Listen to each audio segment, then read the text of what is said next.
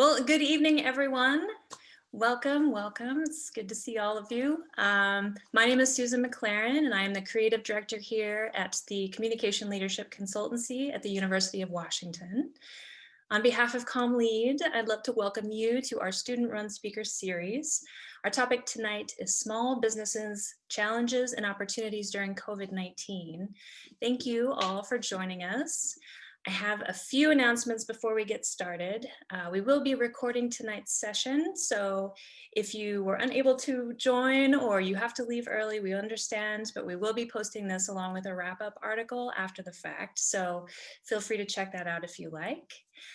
If you have the bandwidth and you are interested, feel free to turn on your camera. It's always good to see people's faces. We will keep you muted, however, until the Q&A session at the end. We will have, again, the Q&A session. If you have questions, feel free to type them into the chat box and we will address your questions directly and get those answered for you. And also, just to introduce us, for those of you who may not be familiar, we wanted to share a brief video that introduces our consultancy work. Does the COVID-19 pandemic have you or your organization struggling to connect? The University of Washington's Communication Leadership Program is here to help. We have assembled our COVID-19 consultancy to help nonprofits, small businesses, and on-campus departments. We can help you communicate within your organization and with your audience, pivot communication strategies in the face of COVID-19, create videos and other multimedia assets, and host online events. As community builders and communication professionals with expertise in digital technology, our graduate students and alumni are uniquely equipped for this moment. We're offering pro bono consulting, events, and professional connections. Whether you're a business owner, an employee, or simply looking to improve your communication strategies, we're here to help you. For more information and to schedule a consultation, visit bit.ly/UWCOVIDhelp. Fantastic. Now, let's get to the fun part. I would love to introduce each and all of our panelists this evening. First up, we have Linda Fang. Linda Fang is an attorney and founder of Banyan Legal Counsel, a boutique employment and business law firm in Seattle that supports women and minority-led businesses and nonprofits in Washington and California. Linda and the BLC team strive to level the playing field by helping clients hone their business skills, expand their networks and resources, and overcome language, cultural, and other systemic barriers. Next up, we have Ephraim Fasaha. Ephraim is a first-generation Eritrean American whose family moved to West Seattle in 1988. Ephraim worked for 13 years in corporate finance and is currently a candidate for a master's in business administration at Seattle University. Ephraim is the owner and founder of Boon Boona Roastery and Cafe, which is super yummy if you haven't been, located in downtown Renton, which launched with the aim of collaborating with coffee farmers to develop lasting relationships, support crop sustainability, and source the highest quality coffee from Africa. Next up, we have Jake Prendez. Jake Prendez is a renowned Chicano artist and the owner-director of the Nepantla Cultural Arts Gallery on the border of West Seattle and White Center. His oil paintings and digital artwork are created with a specific focus on themes related to Chicanx and indigenous culture, social justice, pop culture, and satire. And we have Dr. Jennifer Wong.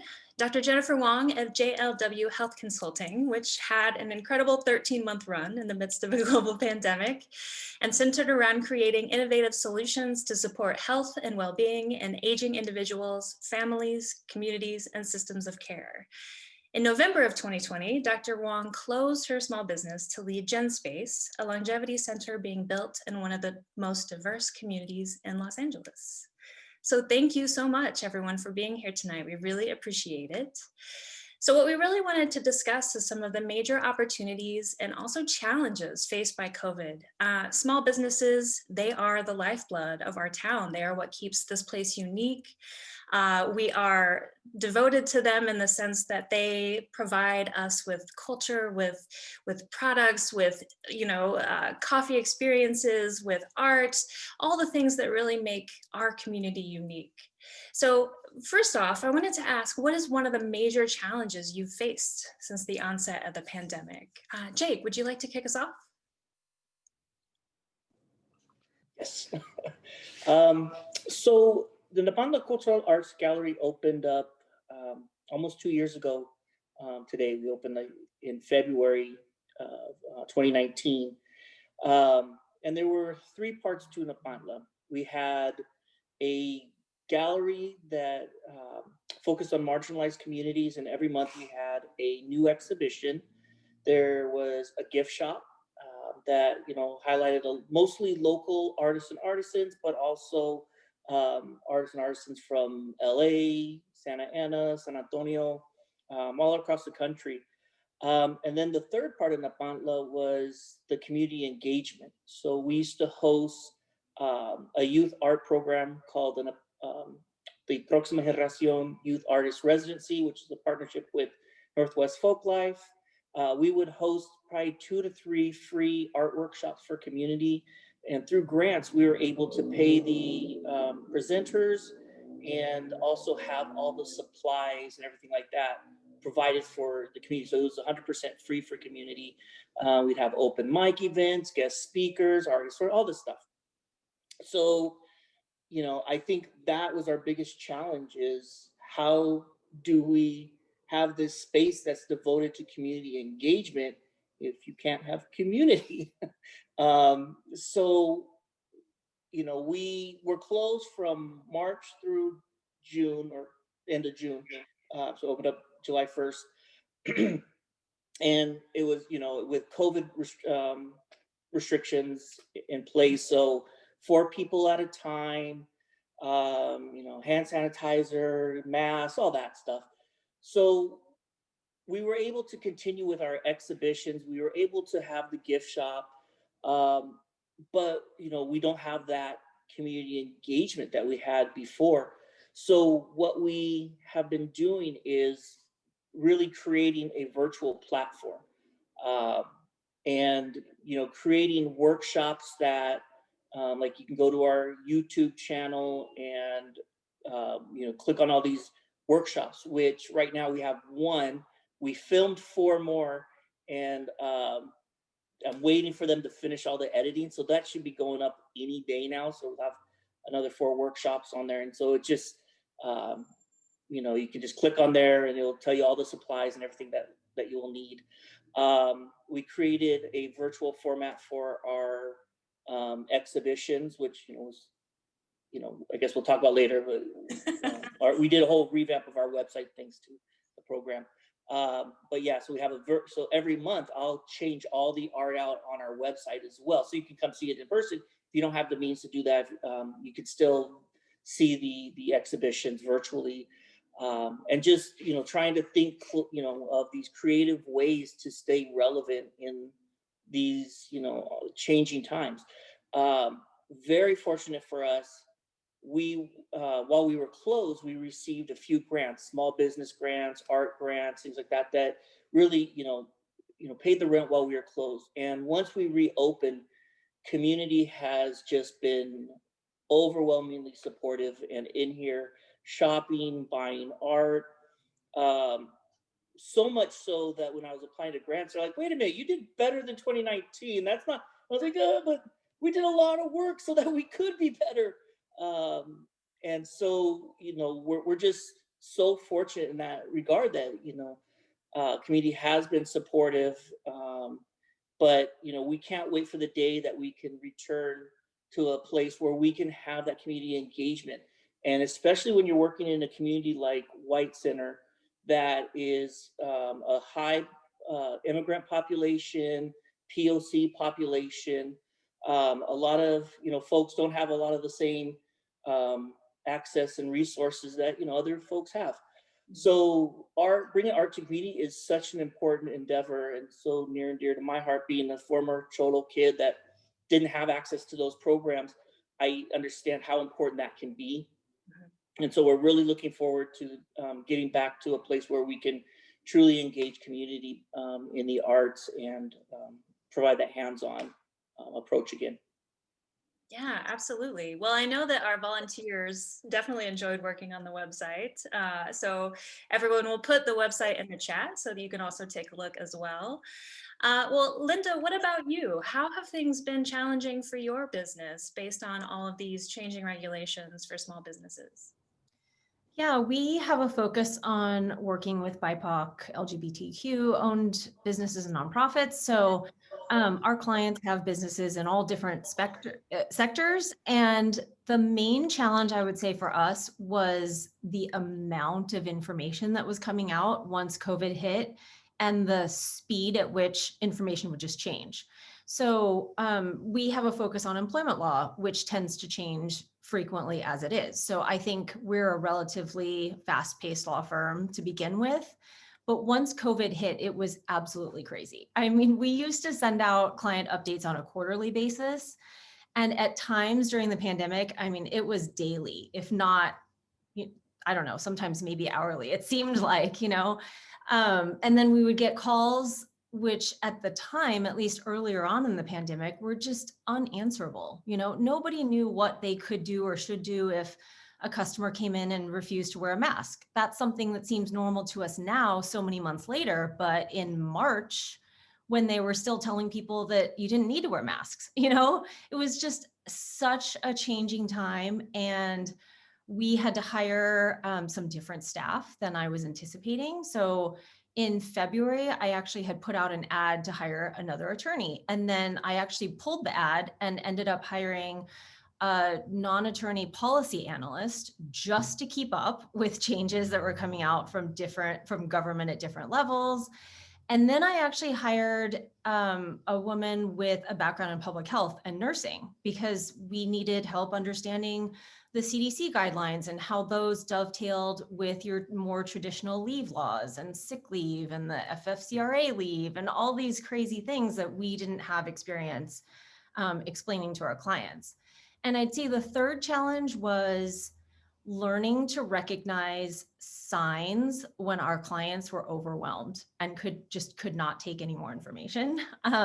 So they would come to us, oh, we're having a COVID outbreak. I think, we just had our third person test positive.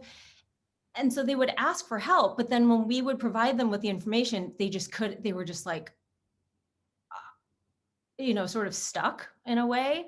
And so we had to recognize that and then figure out ways around that. So, hey, I'll hop on the phone with King County Public Health or, and play a different role than I normally might. And in some instances that the, county wasn't used to. So I'd say those were three of the main challenges that we had.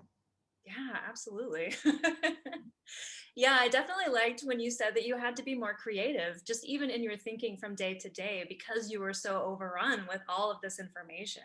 I mean, even just from a personal, individual standpoint, I feel like we feel that way. So, Definitely. absolutely. Well, Ephraim, let's come to you. What are some of the challenges that you've had to face as a cafe and restaurant owner in dealing with COVID and your community?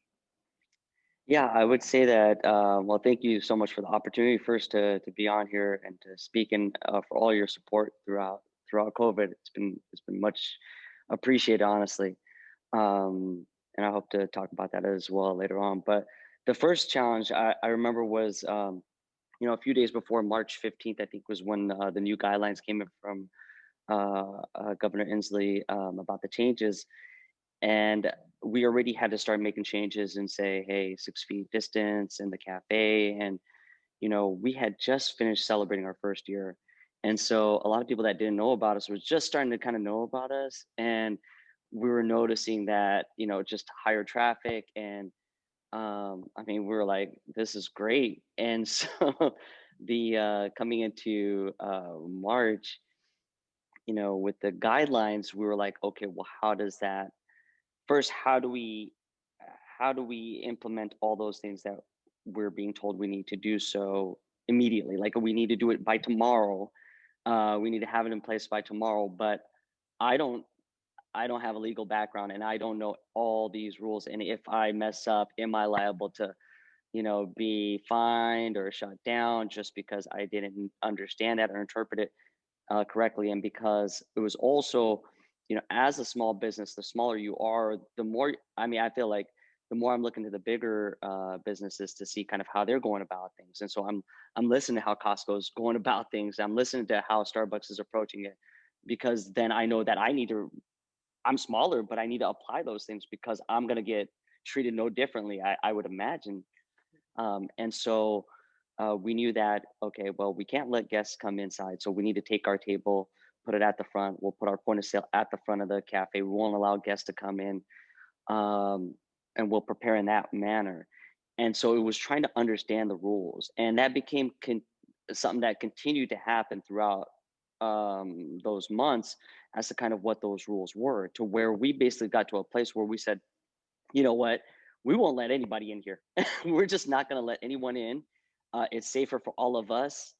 Our community is being supportive enough to, be willing to come in and stand in line outside, keeping distance, allowing us to serve them. And if we can do that and if we can make it happen that way, then let's do it. Keeping ourselves safe, keeping them safe, and then also not breaking the rules because we don't understand them all. And we don't have a month to try getting someone in here to help show us exactly what we need to do. And, whether it's King County Public Health or whoever, it's a lot to try making sense of it. The second challenge was then obviously the business impact. The first day, that Monday, once we put those things into play, like, traffic dropped probably by like about 20%. So we're like, okay, well, that's just a Monday, maybe that's that. Tuesday happens, Wednesday happens, and it's just like continuing to tank more and more. And it's like a realization of like, hey, like, it's not the fault of a poor business decision. It's not that your business was performing poorly. It's that you're trying to work within these parameters. And my biggest challenge, the biggest stress for me was really my team. You know, it's my first time employing people, and their livelihoods is so important to me. It's more important to me than my own almost, because I'm willing to skip a few paychecks to allow my team to get paid.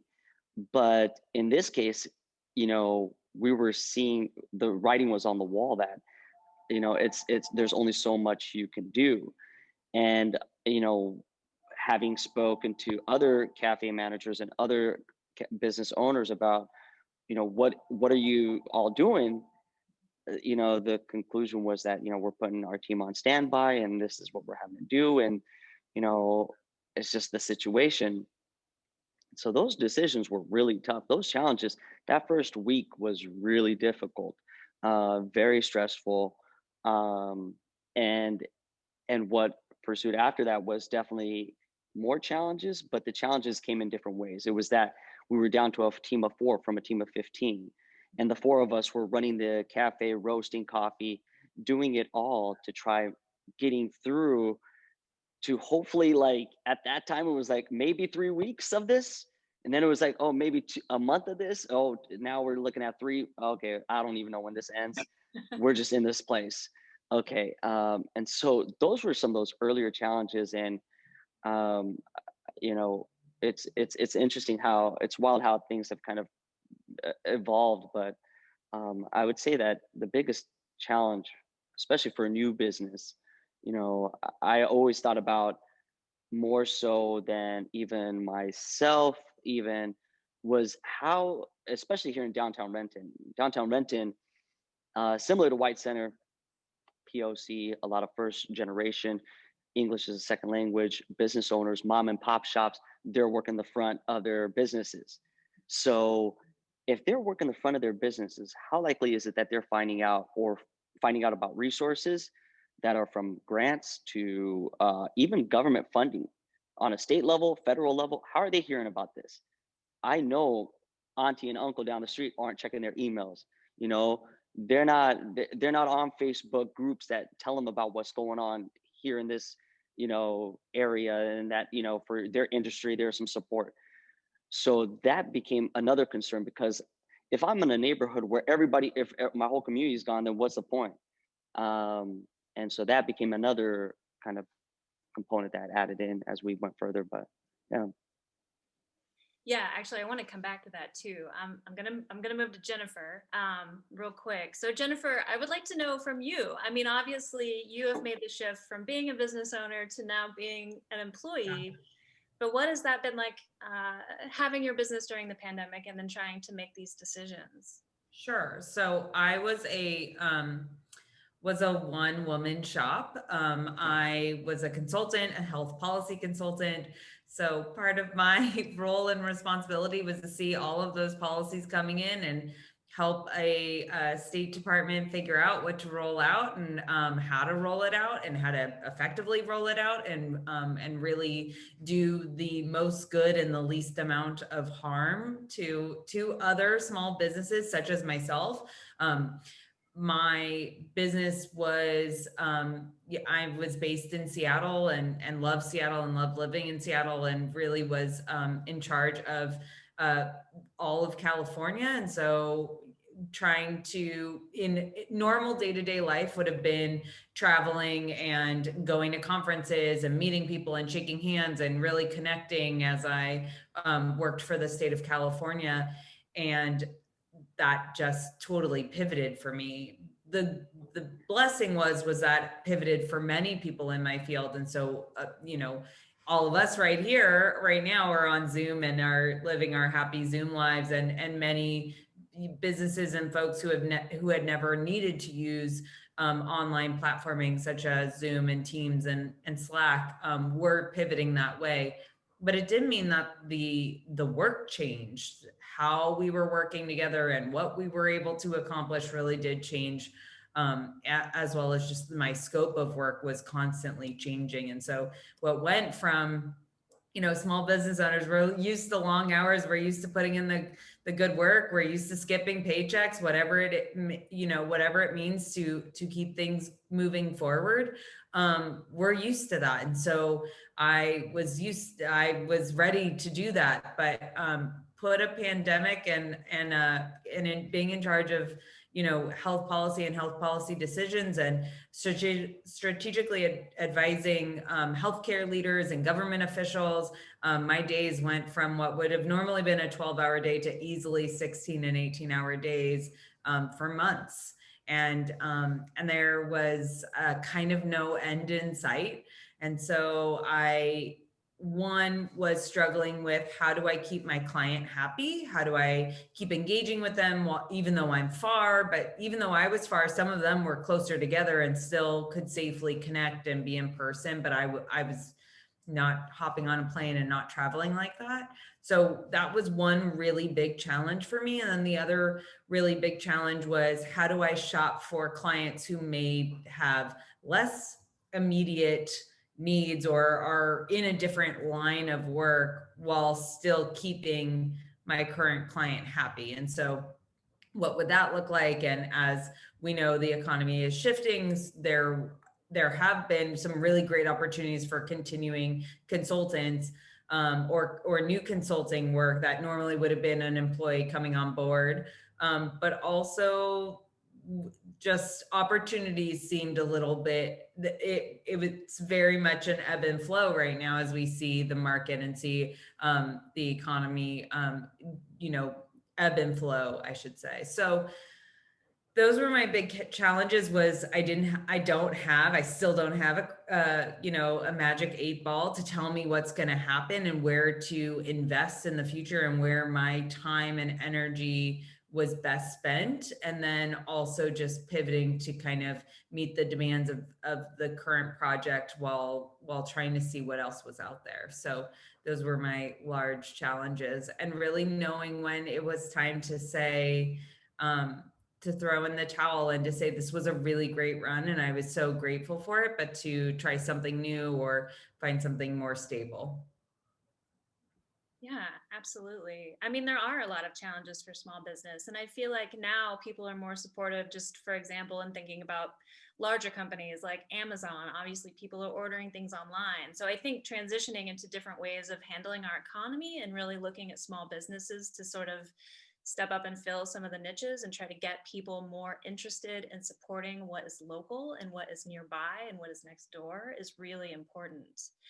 I kind of wanted to shift back to what you were talking about, Ephraim, and talking about your community and the fact that, you know, you're in Renton, you're surrounded by these mom and pop businesses, and really, and how to get your community the information they need. And I'm wondering, as a small business owner, where are you mostly finding your resources? How are you helping to keep your community engaged? Can you talk about that a little bit?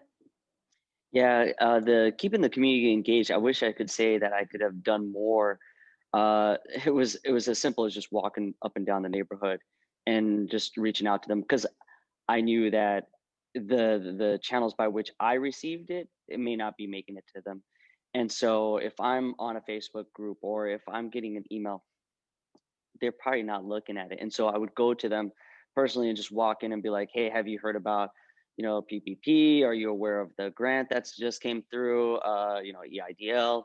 And asking them if they're aware of those things. And it was just me walking around the neighborhood. And it's not that scalable, right? But I felt like at least doing something, and hopefully it'd be something that they would at least, I would know that at least, okay, they may be aware of it, they may not, but at least I can see where they're at with it. But that was a real challenge, and it was something. Then I had an opportunity where who was it? There's a congressman in this for our district. I'm gonna be in trouble here but his first name is Adam. But there was a call, and we were asked as small businesses to get on, and I was like, is anything being provided to from a federal side to assist small businesses where English is a second language, and what attempts are being made to communicate to them? And they said that there wasn't quite much. Thank you, Adam Smith. Yeah, there wasn't quite much that was being provided. And then someone from their team reached out, and they asked, can you give us a list of the businesses around your community that English is a single. So I made a list, but how real is, like, how fruitful is that? Like, I mean, how does that? I wonder what the ratio of folks actually getting funds as a result of that happened. Yeah, I hope it was allowed. I hope it was 100%. But that's the challenge I saw, at least in my community around here, and the limitations that existed. With the businesses here, some of them have shut down. Those that are still here are really existing only because they had to let team go, and they are working the front of their businesses. They are, using Grubhub, all the different apps in order to, produce business.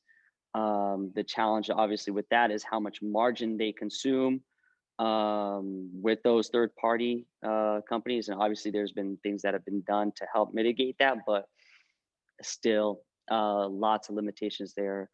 A lot of the bars that exist here are not open, and see if they do open up.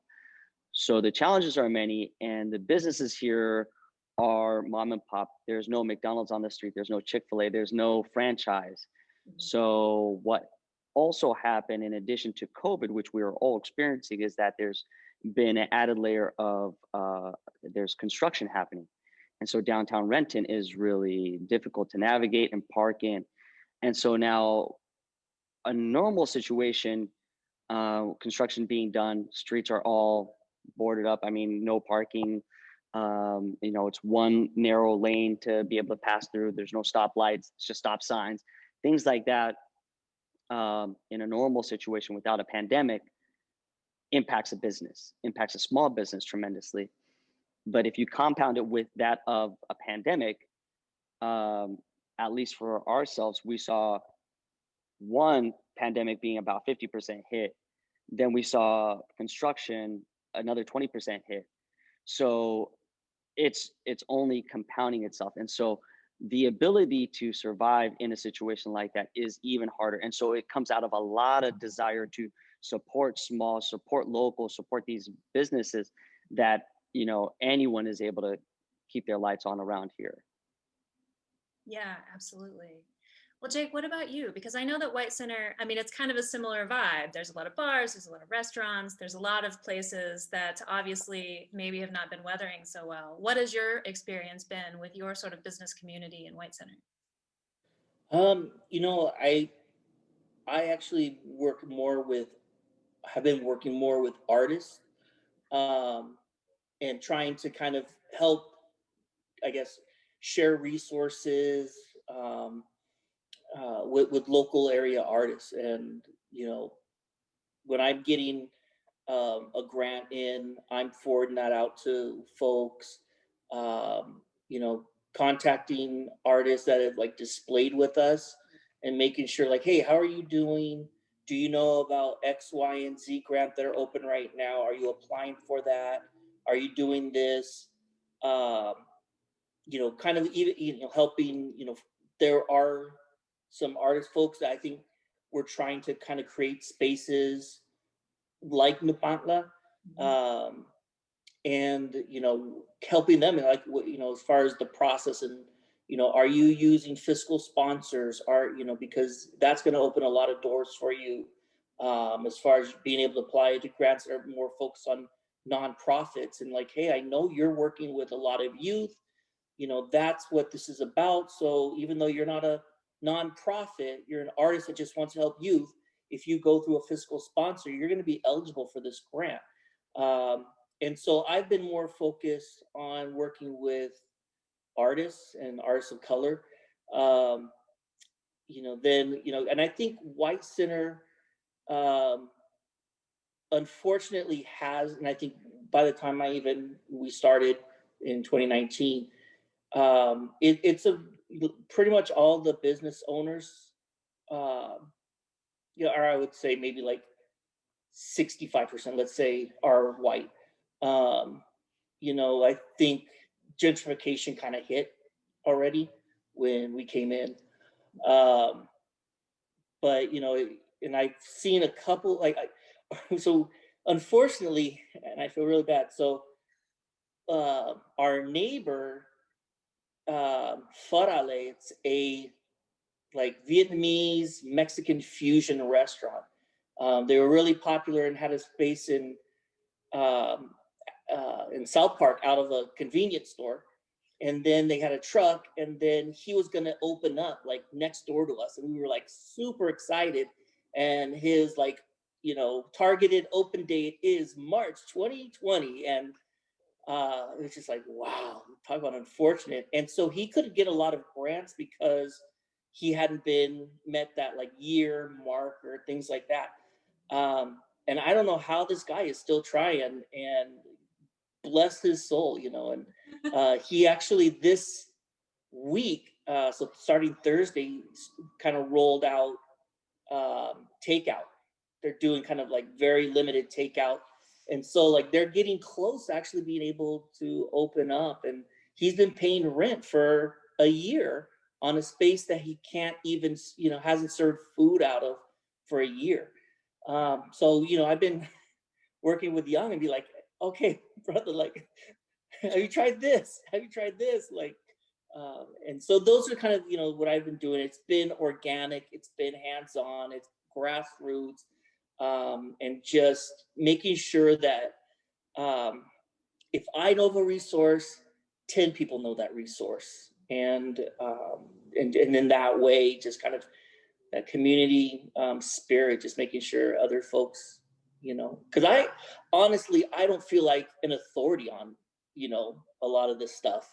I feel like a novice. Like I've owned a business for, you know, coming up on 2 years. No one in my family's ever owned a business. We're worker bees. And so I feel like I am winging everything, you know?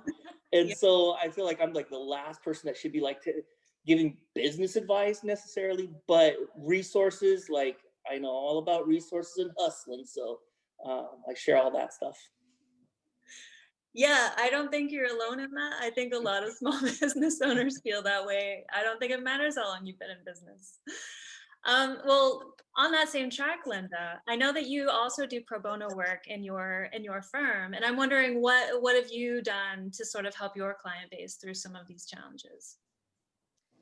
Yeah, I'll say communication and community wise, I've really been impressed by a lot of things that I've seen. I've really seen different communities mobilize and start communicating differently. And you know, I've been a part of or watched different Zoom meetings where people are just getting together and sharing whatever information they have. And nobody's an expert. I don't consider myself an expert, just having lived through, you know, almost a year now of COVID. And so people really have been wanting to help each other out, especially within the small business community. And I love that. So there is a nonprofit that I've volunteered with for years, maybe 6 years or something. And they partnered with some of the big firms to handle the administration side of it. And they started a COVID clinic. So it was like, hey, businesses who need advice about PPP loans, EIDL loans, forgiveness, you know, employment law, how to shut down your business, how to reopen your business, how to put people on unemployment, you know, we'll answer all those questions for free. And I know that once March hit, March and April, I thought it was so devastating when I would watch our clients need to shut down and forego their own paychecks in order to continue to pay people, because we, as Ephraim said, we thought that it was all going to be over in like 3 weeks, right? And so we just heavily discounted our fees without even telling people that we were doing that. You know, we just, for about a month, we only sent out invoices to probably half the clients that we serviced, and just did it quietly because nobody, you know, you don't want to send out an invoice and have someone tell you that they can't afford to pay it, right? So we knew what our clients were going through because we were going through it with them almost, you know, we were sort of helping them through it. And so for businesses that shut down, I just created an internal rule that, you know, either I was going to cut our invoices severely or just not issue one. And I found that very quickly those clients were, you know, asking me where's your invoice? And I'm like, what do you, I don't know. You know, I don't know what you mean. And so they, you know, I had several clients say to us that, no, you have to bill us because I need to feel like I'm still a competent business owner. You know, I can't be getting stuff for free. There's value in what you and other people have helped us do. And so it was just this like overwhelming sense of community, you know, everybody wanting to take care of others in all these different ways, whether it was a Zoom meeting or paying an invoice or, you know, reaching out to, you know, start a free pantry in our neighborhood or whatever it was. So I have been loving that and have been really impressed by it. On the other hand, I do have to say that I have felt very sort of disheartened by, for example, how much money Amazon has made and how much money some of the delivery services have made in combination with, you know, the initiative that was on the ballot in California where they don't have to hire people as employees. So that's been the other end of it. And so just something, I think it was Ephraim who mentioned, you know, there were these government initiatives that people in the, I'll call it mainstream business world, will be able to find out about, like these big companies who got PPP loans. And then there were some government initiatives on the other end, you know, helping the smallest businesses, or how, you know, Washington and Seattle created their own stimulus for immigrants who didn't qualify for the broader federal government stimulus and programs like that. But I think sometimes there were some business owners in the middle who got lost between those two, right? Maybe it was a POC owned business that's been around for a while, is not checking email, is not on social media, English is a second language. They don't qualify for the, you know, lowest sort of tier for the smallest businesses. And, you know, they sort of felt lost in the middle. So we saw a lot of that too. And so I really feel like there's so much value in thinking about communication in times like this. And like Ephraim mentioned, you know, going from door to door is not going to be possible for a lot of people. I'm really thankful that you were able to do that. But it's like you said, it's just a matter of chance, right? If somebody was in your neighborhood and so they were able to hear from you. And what about the others in neighborhoods, Seattle's Chinatown, or, other neighborhoods where they didn't happen to have that kind of communication. So I too wonder what the data will show about who has been able to take advantage of aid packages and who really has been left out and who never knew about any of them. So I'm really curious about some of those topics. Yeah, absolutely. Well, on that, I think let's shift to sort of the positive side of things. You were there for a minute. I love that. So what's one major opportunity that you feel like as a business owner that you have seized upon in this otherwise crazy roller coaster of a year? Jennifer, let's start with you. Obviously, you've made a change in jobs. That's positive. But even before that,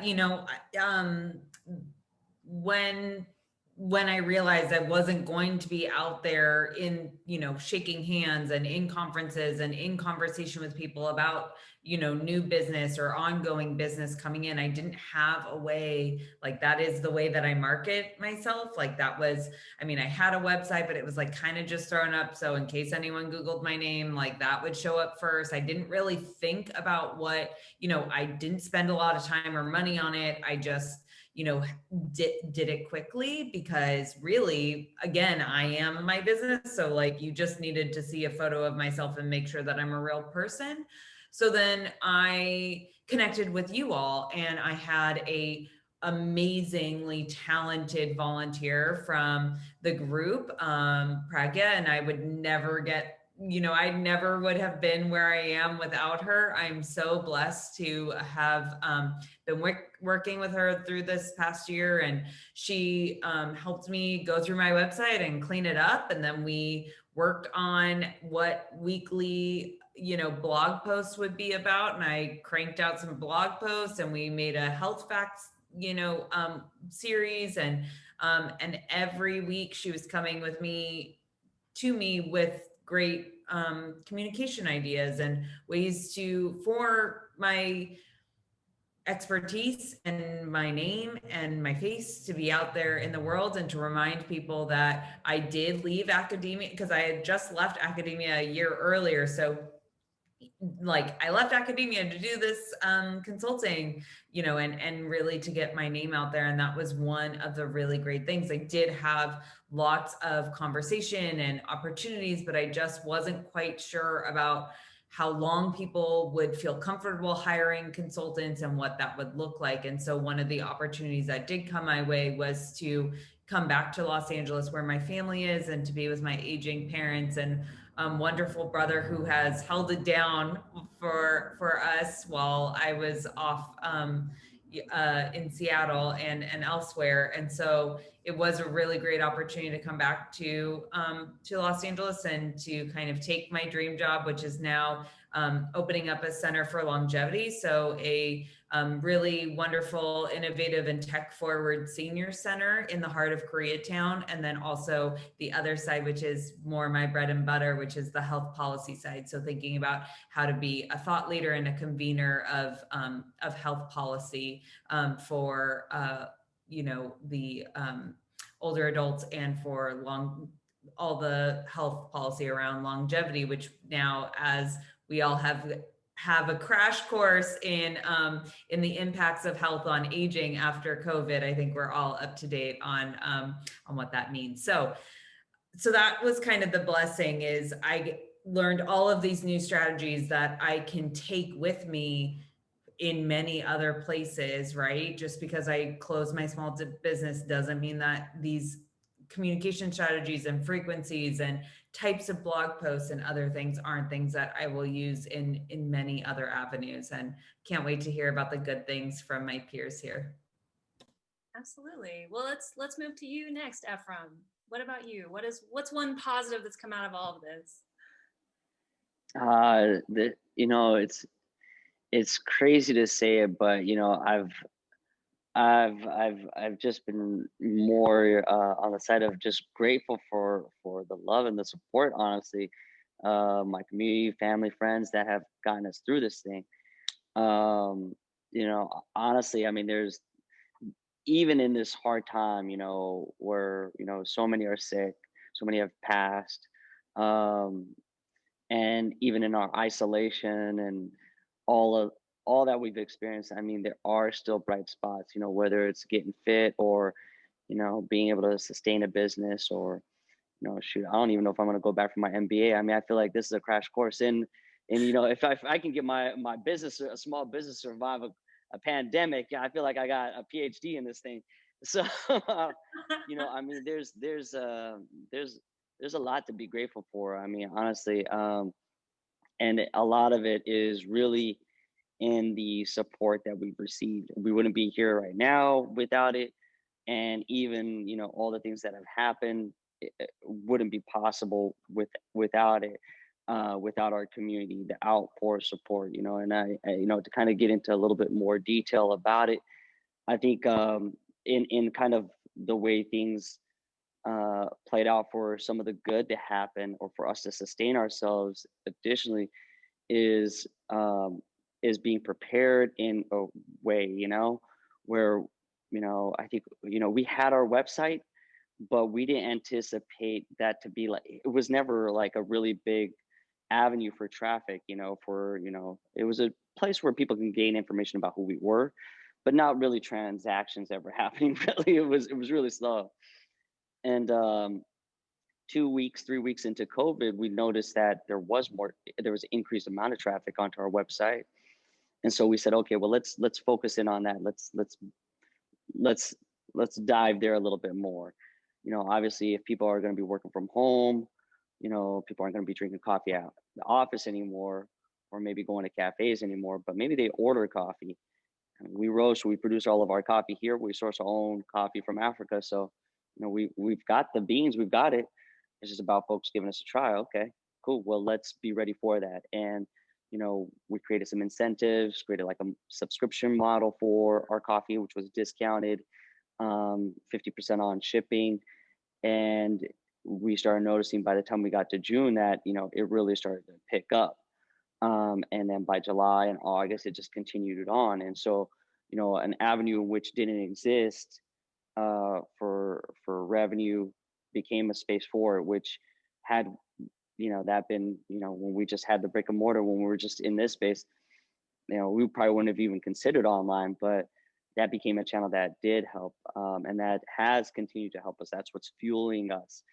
I mean, we're limited to what we've got right now within our space here, but online is a channel by which, anyone in the nation can get our coffee, or even into Canada. So that opportunity is one that we've been really grateful for. But there were other things that also took part. Obviously this summer was this was a huge summer, after the murder of George Floyd and so many, protests and emphasis on spotlighting Black businesses.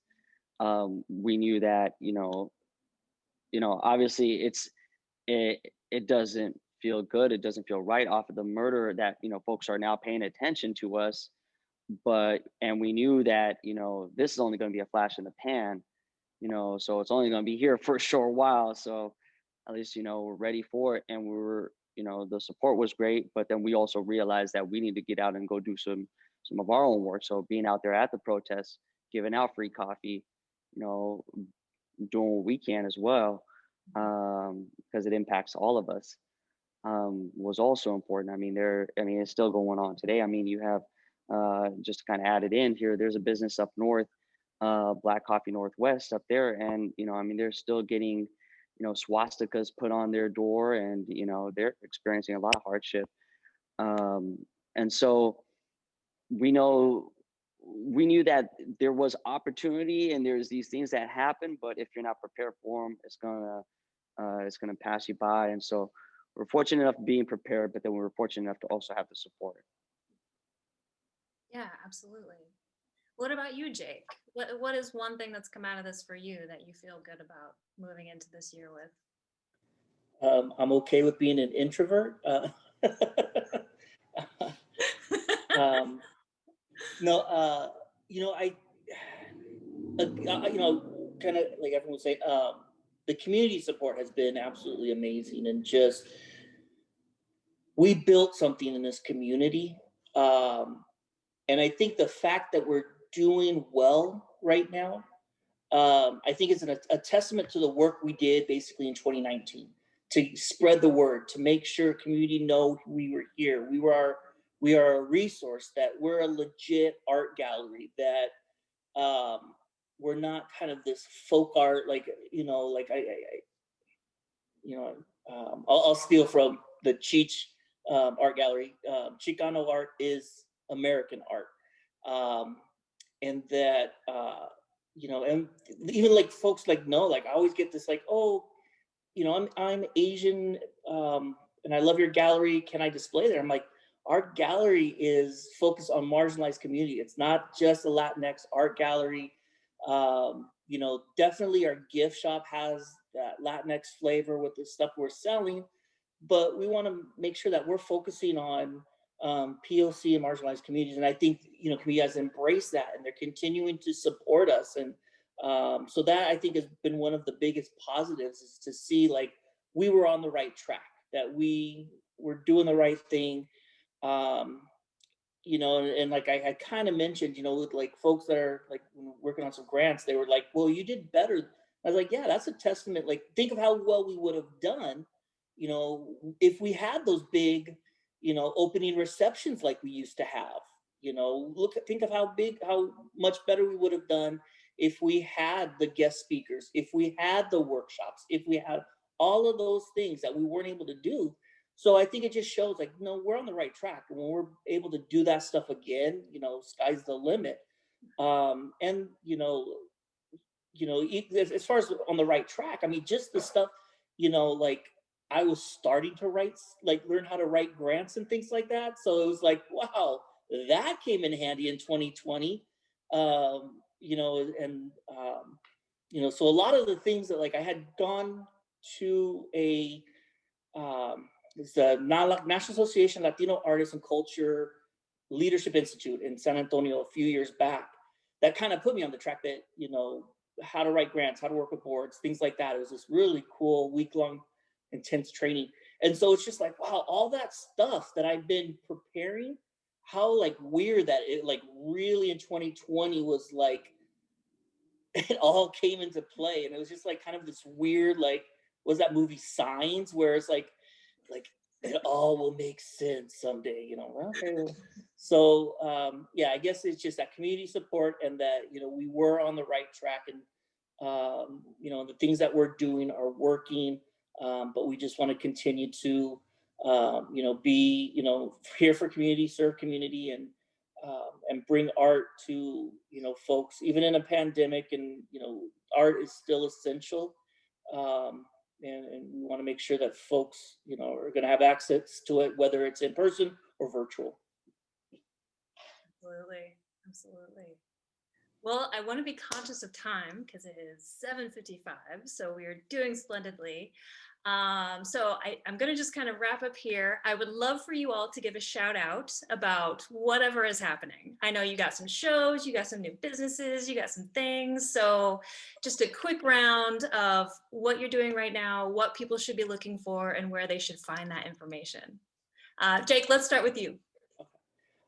So this is our last weekend of our youth art show. So we had an exhibition that all the artists were 16 and under.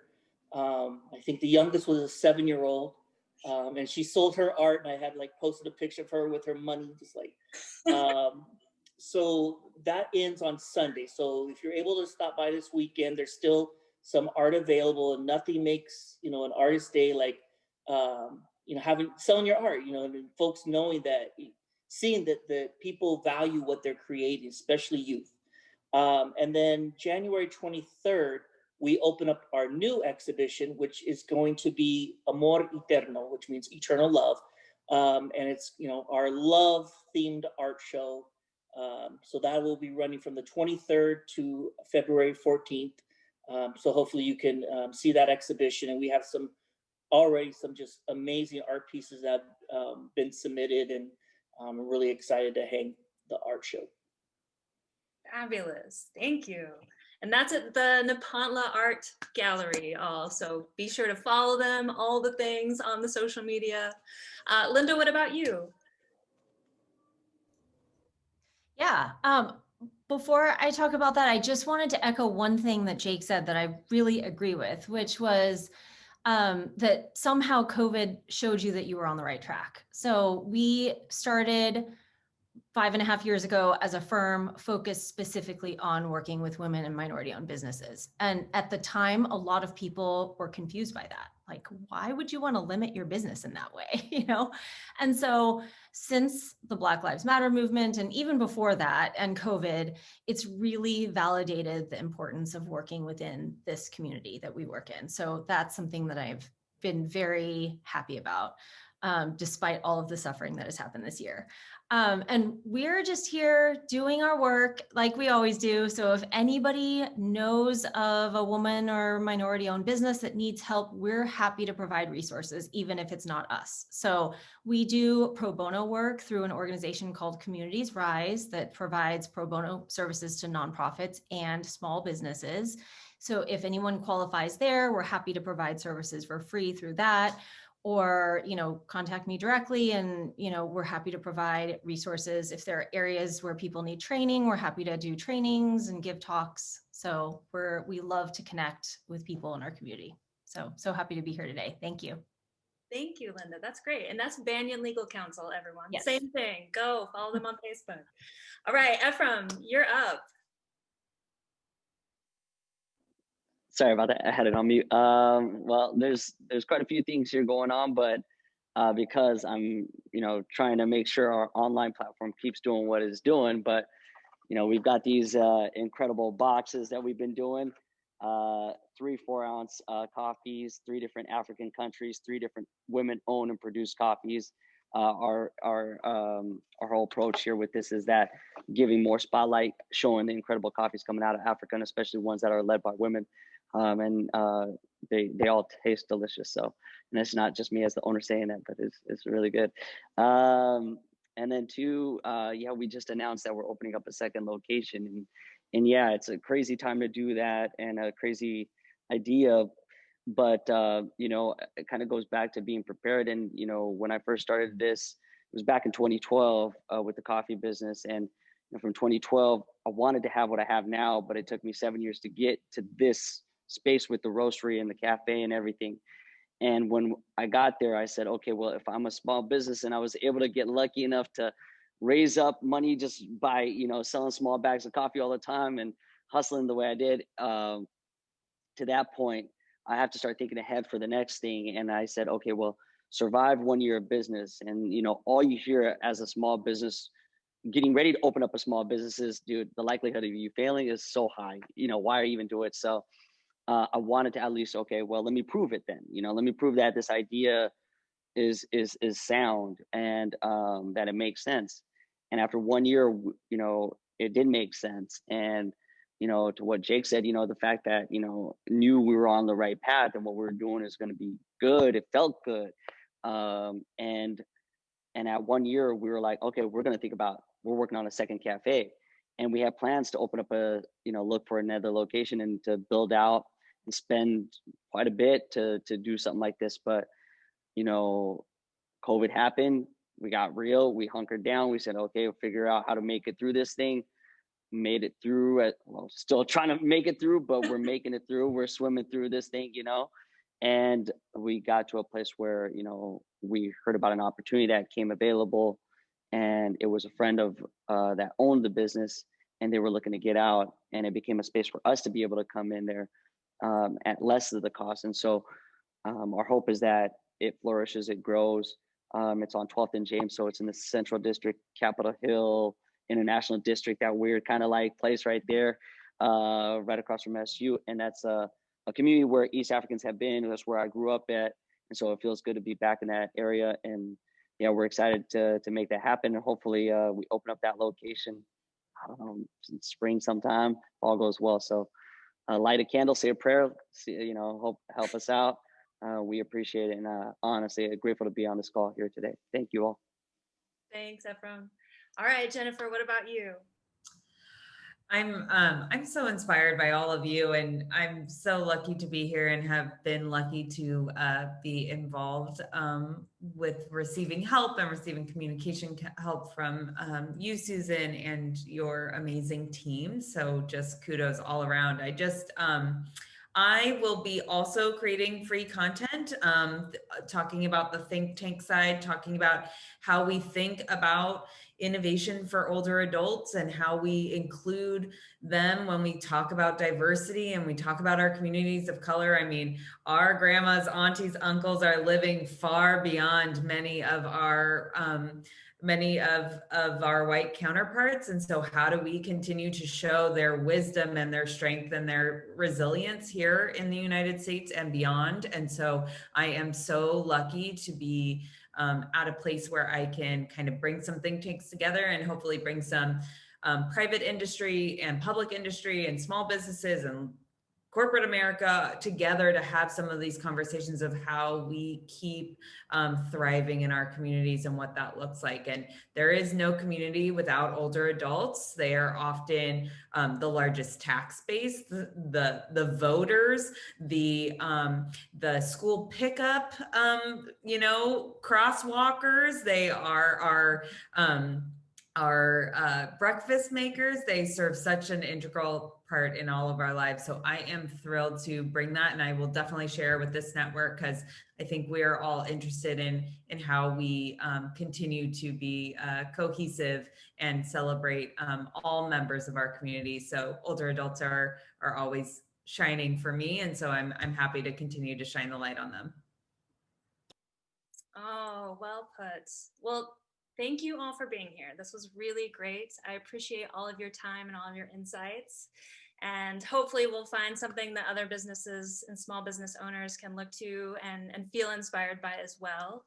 And for all of you out there, thank you so much for watching and joining us tonight. And remember that this is your community. This is who we are. Support them. Talk about them on your social channels. Buy from them.